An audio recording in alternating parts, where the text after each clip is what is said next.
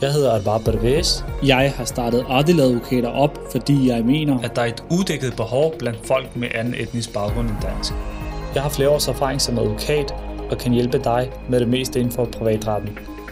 For eksempel, hvis du kommer til skade og har brug for en erstatningsadvokat, hvis du er involveret i en straffesag og har brug for en forsvarsadvokat, eller hvis du vil familiesammenføres med din ægtefælle og har brug for en advokat med speciale i udlændingeret.